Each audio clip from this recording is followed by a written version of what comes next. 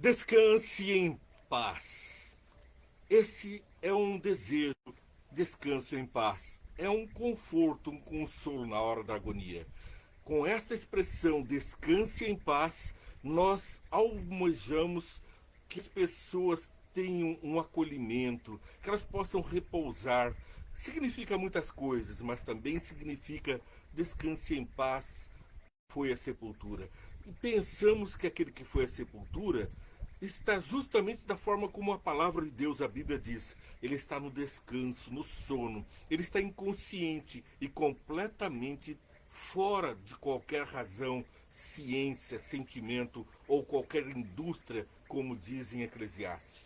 Bem, quando nós contemplamos a palavra de Deus, entendemos que todos os homens pecaram. E também compreendemos que o salário do pecado é a morte. Mas o cristão, o crente, tem uma esperança, o dom gratuito de Deus, Jesus Cristo. Através dele, conquistamos vida e vida em abundância. Todas essas palavras que eu disse são tiradas de trechos da Bíblia. Por isso, vou me reportar a ela. A promessa do descanso em paz é para mim, é para você, é para todos. Alguns descansarão em paz, aguardando a volta de Jesus e uma nova vida, segundo a promessa que ele fez na palavra dele. Outros estão no descanso, esperando o juízo, e encontrarão a morte eterna, um descanso eterno. Alguns de nós esperamos em Cristo novos céus e nova terra. Encontraremos o descanso também no novo céu e nova terra, o descanso em Cristo, aqui e agora e eternamente. Outros encontrarão o descanso sim na morte e na perdição, e no juízo eterno, na morte eterna, eles encontrarão um descanso eterno. Uns das suas obras boas encontrarão descanso. Outros, pelas suas obras más, encontrarão descanso, porque a palavra de Deus diz que as obras nos seguem à sepultura, indicando que nós temos a graça de Jesus, o amor dele, mas encontramos um juízo. Nós também enfrentaremos um juízo, pois Deus é amor, mas é justiça. Vamos a um breve relato da história deste mundo. Do Gênesis ao Apocalipse, nós temos Gênesis 1, verso 1. No princípio criou Deus os céus e a terra. Pois bem, céus e terra estavam criados, mas nada de vida, além daquele que é a fonte da vida.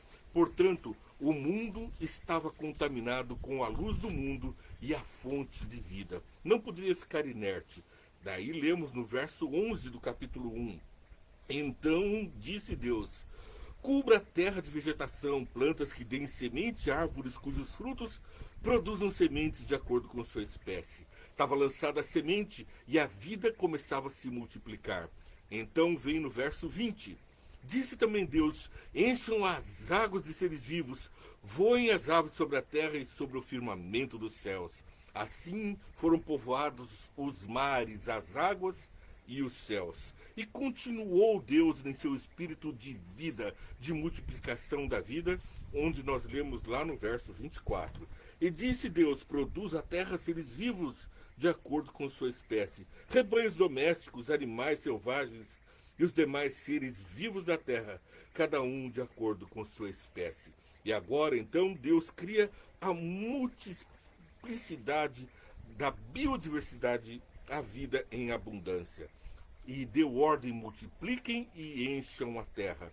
Aí a mensagem de Deus é bênção, é multiplicação, é fartura. No verso 28, nós vemos no verso 27 e 28. Criou Deus o homem à sua imagem.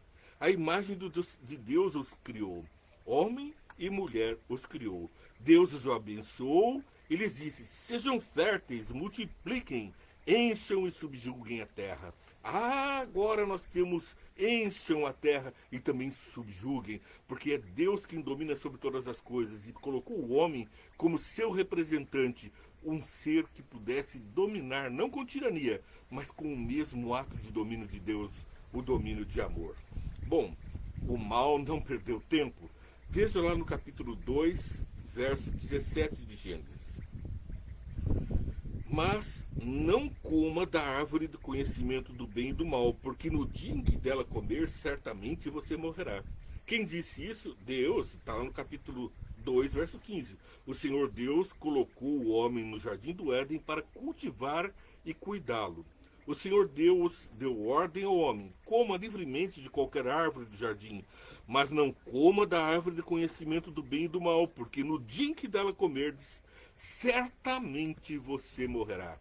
Ah, a mensagem foi clara. Certamente você morrerá. Mas, em Gênesis capítulo 3, verso 4, disse a serpente à mulher.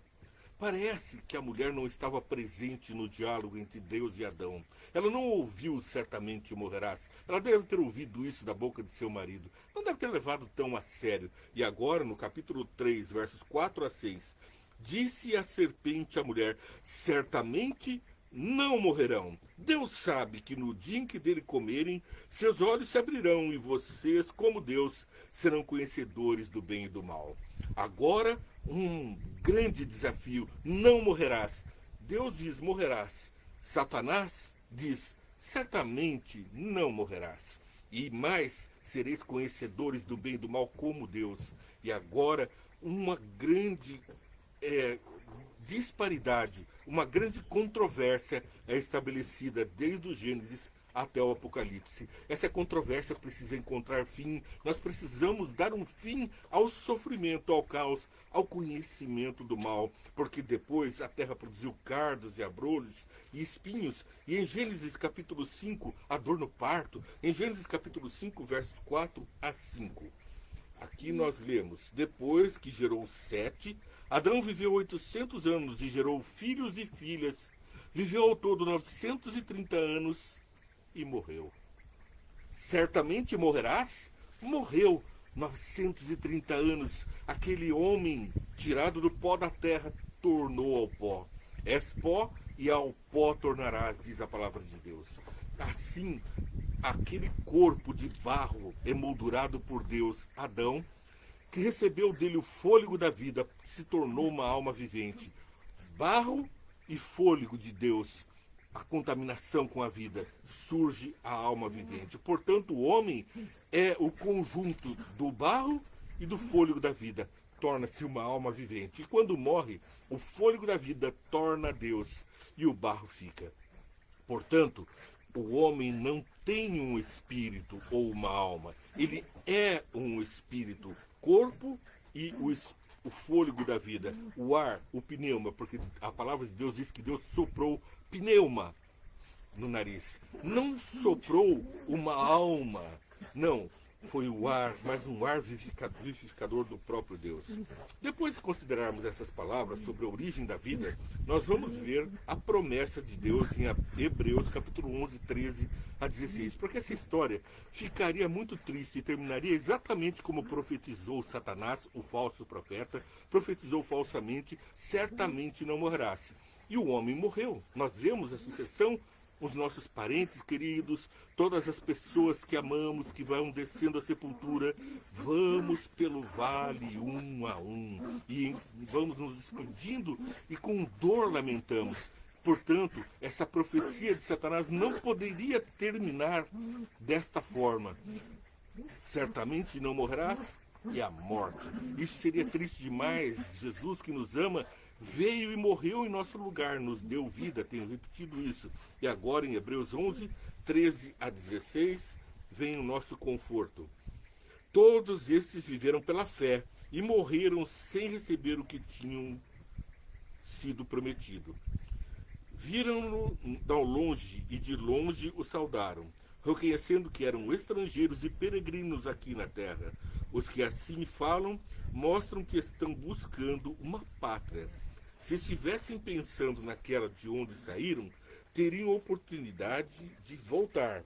Mas em vez disso, esperavam eles uma pátria melhor, isto é, a pátria celestial. Por essa razão, Deus não se envergonha de ser chamado o Deus deles. Ele preparou uma cidade santa. Uma cidade santa é o nosso lugar. Pela fé, Abraão, quando Deus o pôs à prova, ofereceu Isaque em sacrifício e mostrou como Deus salvaria esse mundo através do seu Filho em nosso lugar, também pagando o sacrifício. Depois nós vemos João, o discípulo amado de Jesus, aquele que era filho do trovão e que foi transformado em discípulo amado, lá no capítulo 10, verso 10. O ladrão vem apenas para matar, para roubar, matar e destruir.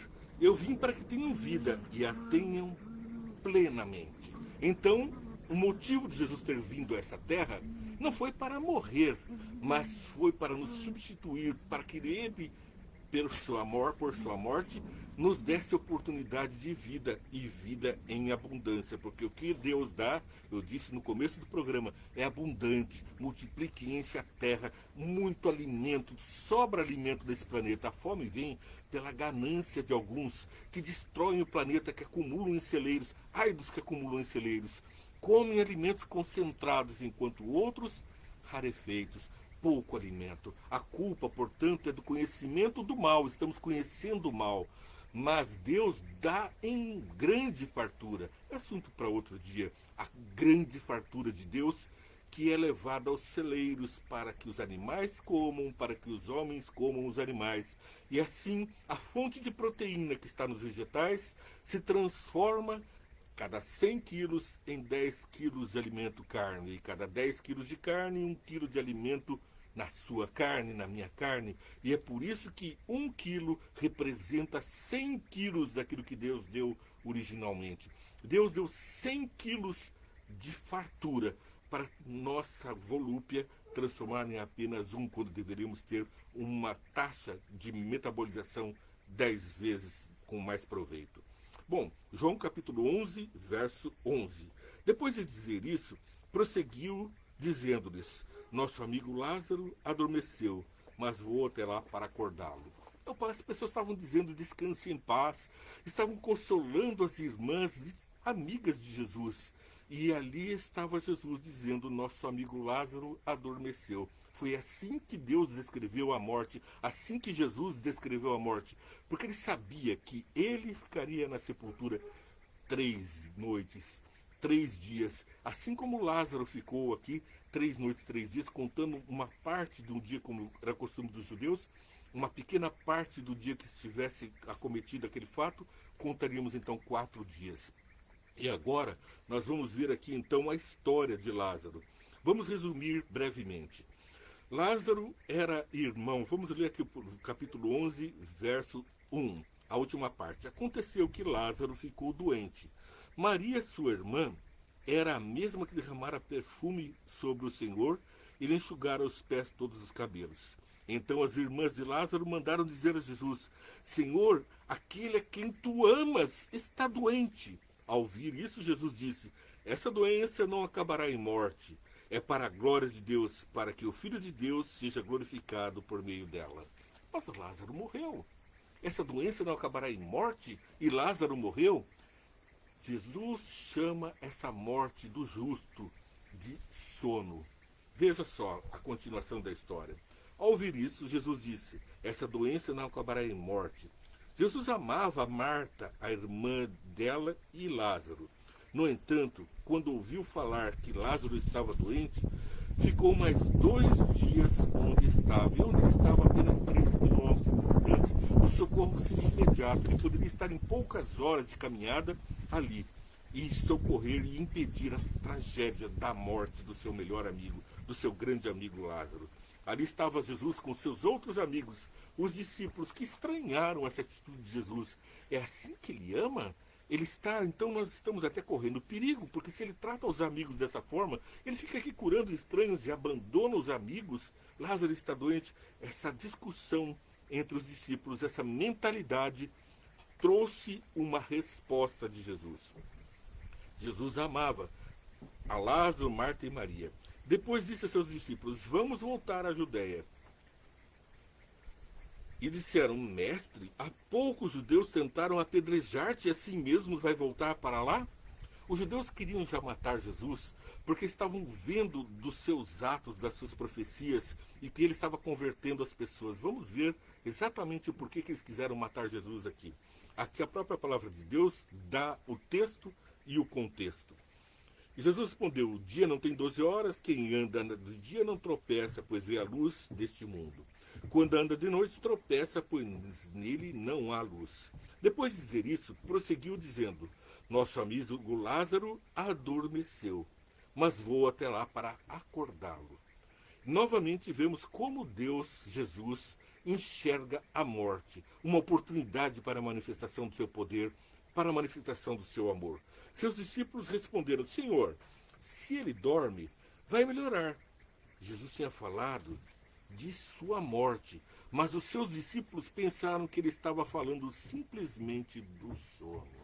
Veja, Jesus falou da morte como um sono, e os homens passaram a pensar que aquele sono era o sono do repouso. Verso 14 do capítulo 11 de João. Então lhes disse claramente: Lázaro morreu. Ah, então a morte é um sono para os justos, mas também é um sono para os ímpios, porque todos nós veremos Jesus voltar e lá seremos transmutados, transfigurados, nós, os vivos. E aqueles que estiverem mortos, talvez nós mesmos, no dia em que Jesus voltar, nós seremos restaurados, nós recuperaremos a vida e vamos ter um corpo transfigurado, porque vamos ver Jesus voltar, todo o olho verá. Bom, os justos, porque os ímpios vão aguardar mais um pouquinho no descanso, o juízo final, para encontrarem um descanso eterno, a morte eterna, porque Jesus disse: Lázaro morreu. E para o bem de vocês, estou contente por não ter estado lá, para que vocês creiam.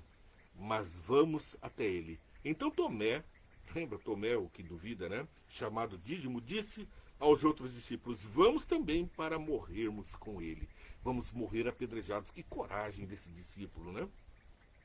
Ao chegar, Jesus já tinha uma plateia, uma grande plateia que estava ali consolando as irmãs de Lázaro, a família. Estavam planteando um clima de desespero, de morte. E Jesus, o autor da vida, aquele que fez grandes oportunidades de vida, aquele que dá o descanso em Cristo, sim, aquele que traz o descanso, aparece e enfrenta a morte. Ao chegar, Jesus verificou que Lázaro já estava no sepulcro havia 4 dias. Betânia distava a cerca de 3 quilômetros de Jerusalém, e muitos judeus tinham ido visitar Marta e Maria para confortá-la pela perda do irmão. Quando Maria ouviu que Jesus estava chegando, foi encontrá-lo, mas Maria ficou em casa.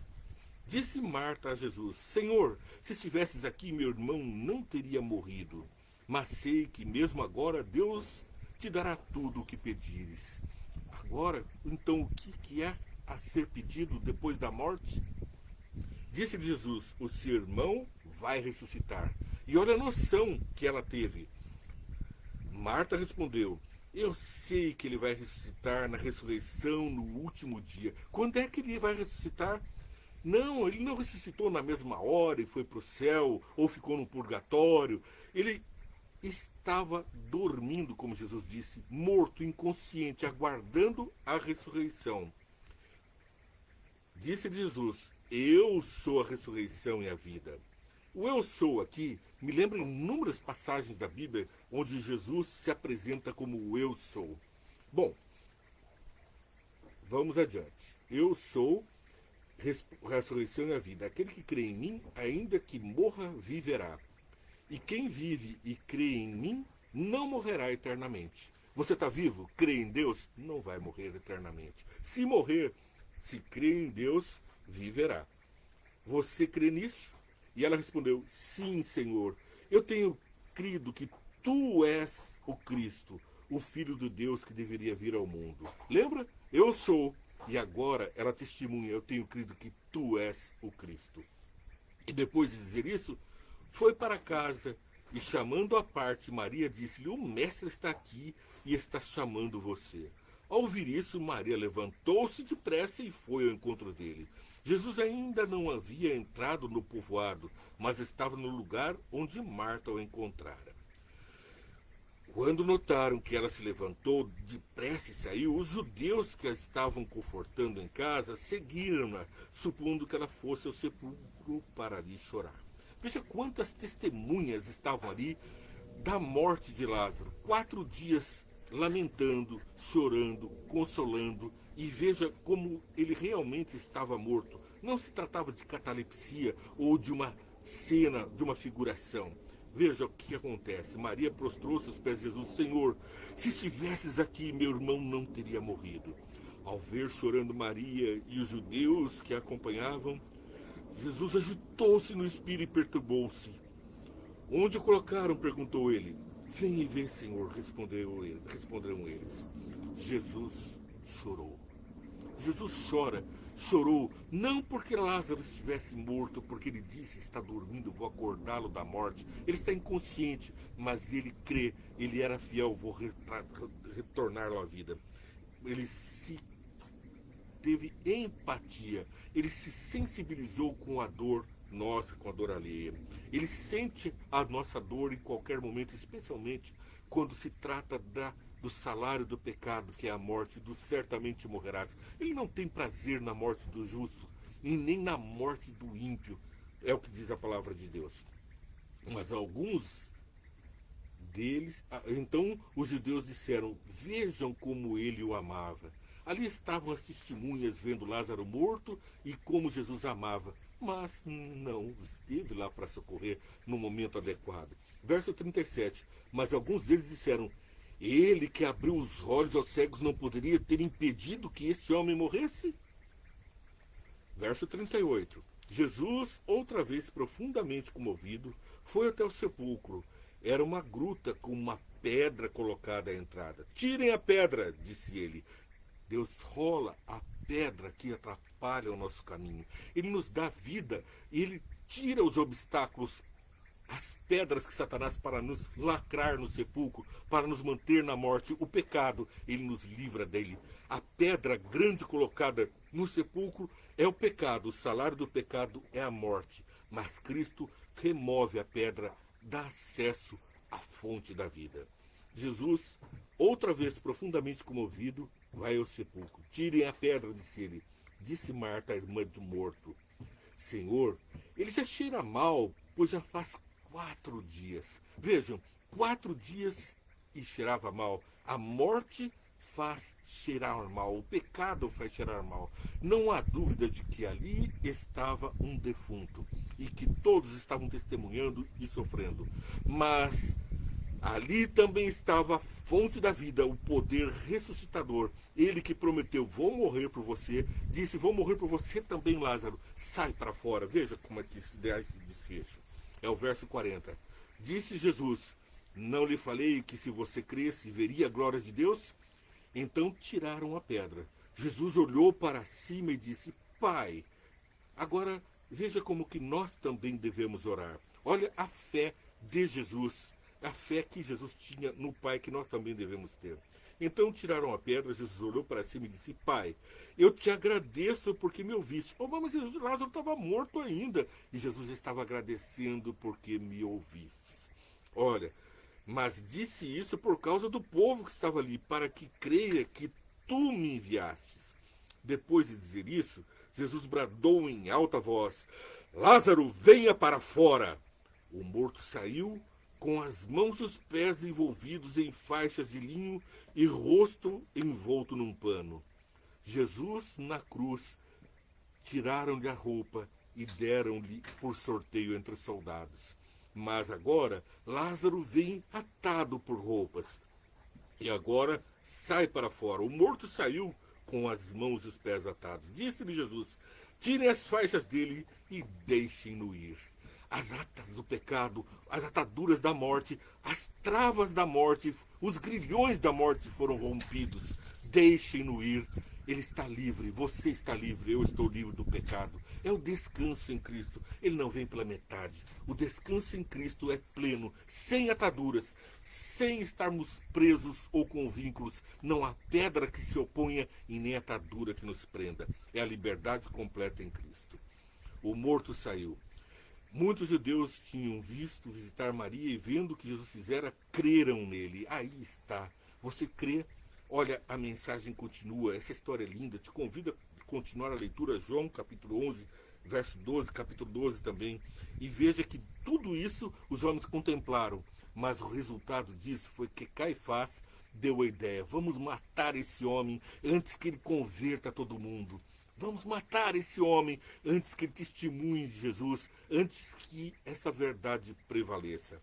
Mas aqui nós vemos então que o poder da vida estava presente. João capítulo 8, verso 51. Vamos ler primeiro 51 e 52. João capítulo 8, versos 51 e 52. Asseguro-lhes que, se alguém obedecer a minha palavra, jamais virá a morte. Diante disso, os judeus exclamaram: agora sabemos que você está endemoniado. Abraão morreu, bem como os profetas, mas você diz que se alguém obedecer a sua palavra, nunca experimentar a morte? Você é maior que o nosso pai Abraão? Ele morreu, bem como os profetas. Quem você pensa que é? Eles não estavam vendo quem era Jesus. Eles não sabiam que diante deles estava o autor da vida, a fonte da vida e o destruidor da morte. O destruidor do destruidor é Jesus Cristo, o nosso Salvador. João 11, capítulo 11 a 14, indo para a finalização do nosso programa. Depois de dizer isso, prosseguiu dizendo-lhes: nosso amigo Lázaro adormeceu, mas vou até lá para acordá-lo. Seus discípulos responderam: Senhor, se dorme vai melhorar. Percebe? É a ênfase. Lá no capítulo 11, verso 11, nós vemos depois de dizer isso, prosseguiu dizendo: nosso amigo Lázaro dorme. Reforça a ideia de que a morte é um sono que vai ter fim com a volta de Jesus e com o juízo. Com a volta de Jesus, você e eu vamos contemplar a vida eterna. E na segunda vinda de Jesus, vem também 1000 anos de descanso com ele, como visitas de Jesus nos céus. Ele foi preparar-vos um lugar.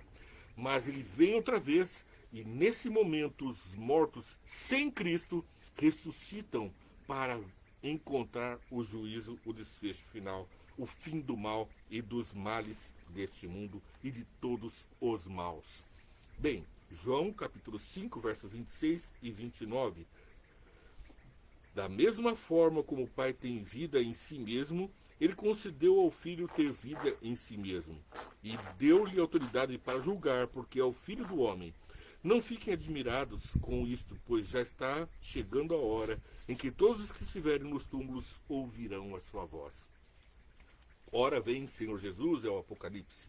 Aqui, então, a conclamação: todos ouvirão a sua voz.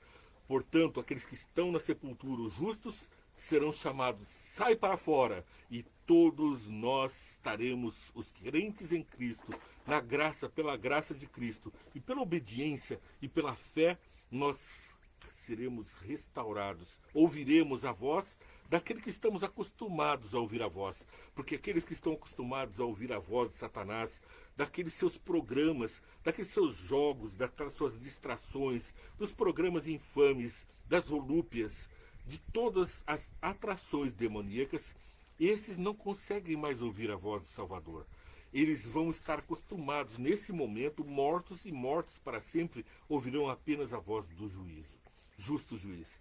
Que Deus te abençoe. Você já curtiu essa programação? Você compartilhou com seus amigos? Está seguindo a nossa página? Eu te convido, fica conosco. Todos os dias vem e entende uma mensagem direta de Deus para você e para mim, é claro. Eu estou orando por você quando seu nome aparece, porque você curtiu, compartilhou, seguiu, fez um comentário, uma pergunta, e então eu vejo seu nome na tela e me lembro de orar por você. Ore por mim também.